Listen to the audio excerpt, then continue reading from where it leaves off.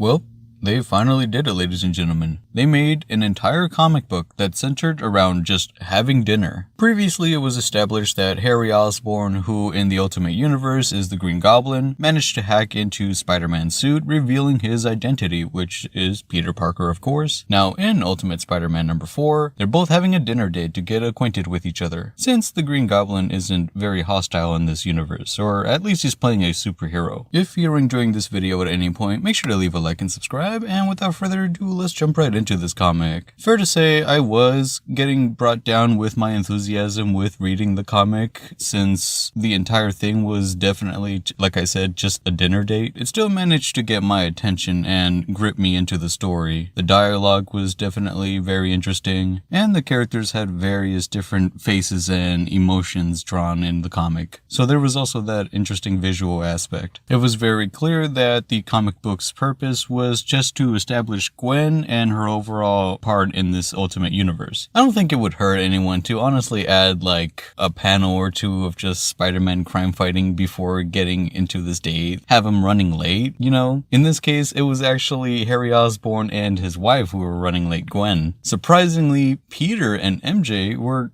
on time. Gwen, as stated, is married to Norman Osborn in this universe, and she never met her demise because she was never involved with Spider-Man. As we know, Spider-Man didn't become Spider-Man until now that he's more of a mature adult, having a family and all. Gwen Stacy in this universe is a boss bitch, working as a CEO alongside her husband, Harry Osborn. I really liked how they represented Gwen in this comic. Since she is running a company, she's very stern and direct with her ideas and her thoughts, to the point where she comes off as like rude and mean sounding. There's a part of the comic where MJ's talking about helping Uncle Ben with his news business, and despite Gwen giving a compliment to Peter about the web slinger photos and how they're, in very good taste, she questions Peter on why he doesn't shoot pictures for, his Uncle Ben, since he's starting this new news business, bringing up the idea that instead of shooting pictures for the Daily Bugle, he should shoot pictures for his Uncle Ben's news business. And Peter's like, I'm shooting pictures for the Daily Bugle. And Gwen tells him, well, you're gonna remain shooting pictures for the Daily Bugle with an attitude like that. Best of all, to show how snobby this couple of super rich CEOs are, Harry made a snide comment immediately before that, where he jokingly mentioned, waking up in the morning every day, and that's exactly what he needs, another news site telling the news. Despite coming off pretty strong, I really enjoy Gwen Stacy's representation in this comic. With Harry Osborn and Gwen Stacy running a business together, it gets established that Oscorp has taken over the Stain and Stark business from Tony Stark. With that, I'm wondering whether Harry ended up stealing some of Howard Stark's designs to create his Green Goblin suit. Since on some of the artwork where the Green Goblin's portrayed, on his armor it has been shown that it says Stain Stark on it. So probably when Oscorp ended up acquiring Stain and Stark, Harry decided to utilize some of the armored tech to,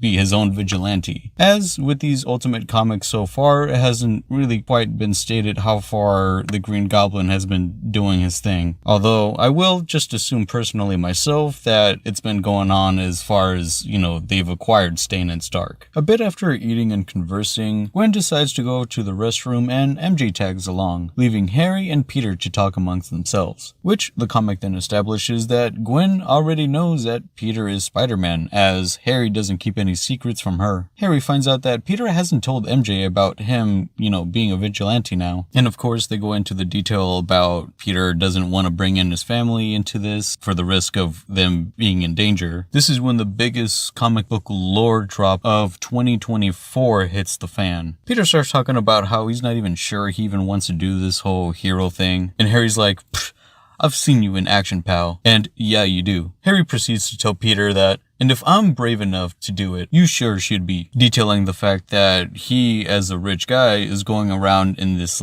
suit. While as Peter has these natural abilities that he can utilize to fight crime more efficiently. He doesn't have to resort to, a special suit. And ladies and gentlemen, this is the moment when Harry Osborn looks at Peter, points at him, and says, and you have great power, Peter. And with great power comes great responsibility. And that, ladies and gentlemen, is what gets me to think that Harry really isn't a villain in the Ultimate Universe, or at least it would catch me by surprise if they turn him into a villain at this point. Despite coming off as a very charismatic, cocky CEO, surprisingly, so far, he's come out as a self-righteous man. Like, he's willing to put himself in the front lines to, how he quotes it, is save the world. Throughout different various Spider-Man comics, Spider-Man always resorts to that great responsibility quote as something he remembers Uncle Ben by because that's his greatest guilt. That's what keeps him going as a hero. There's no way this guy is going to be a villain. There's no way Harry's going to turn into a villain. That would catch me by surprise. If Peter ever has to look back and remember that quote to keep him going, it's got to be because there's a huge emotional connection to Harry Osborn. So they're probably going to build on their friendship a lot more. That's what I'm assuming, at least. I really enjoy what they're doing with MJ, with a continuation of her success from what her modeling business would have led up to if it wasn't for the 90s where she ended up losing all of her money and then went broke with Peter. In this universe, because of her modeling agency, she ended up taking up her own branding, which led up to her creating a very successful business in the branding industry. And now she's helping Uncle Ben and JJ brand their own business, which is called The Paper, and they're going to be telling the news on the internet.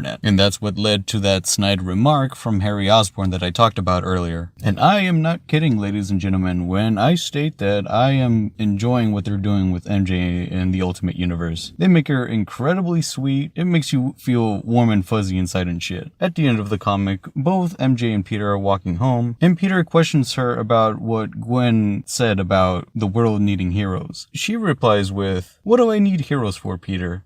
I've got you." And I kid you not, ladies and gentlemen, that definitely is what made the comic for me. That's how you end a comic. Now, I lied, ladies and gentlemen. Unfortunately, I have deceived you, and this is actually my apology video. 5% of this comic isn't actually a dinner date. Since Peter and MJ are out on their date, Uncle Ben and JJ are at home babysitting the kids. They don't particularly do much, but the thing that stands out the most is the fact that Peter's daughter finds JJ unlikable to the point where she asks Uncle Ben when he's leaving in front of him. As with Peter's son, the comic just reinforces the fact that he enjoys reading a lot and he's a very smart kid. So far, every comic we've gotten of the Ultimate Spider-Man universe, Peter's son has just been reading books. We've still yet to see how he gets involved in the story. So far, this comic is very similar to issue 1, where it just serves the purpose of just setting up characters. If you're a huge fan of the Spider-Man action, you're not gonna see any of that in this issue. In fact, you're not gonna see Peter suit up at all. I like the issue, but I definitely wish they could have squeezed in some Spidey action, like have him running late or something. I don't know, have him stopping crime or something, have him going through a montage of just him getting better. Like I said, I enjoyed the issue, but it didn't have anything too hardcore advancing the plot too much. Anyways, ladies and gentlemen, that is all I have for you today. Let me know in the comments what you guys thought about the comic if you guys read it. Did you enjoy it? Did you guys hate it? Did you guys think it was slow? Let me know. And if you enjoyed this video at any point, make sure to leave a like and subscribe, and I'll catch you guys next time.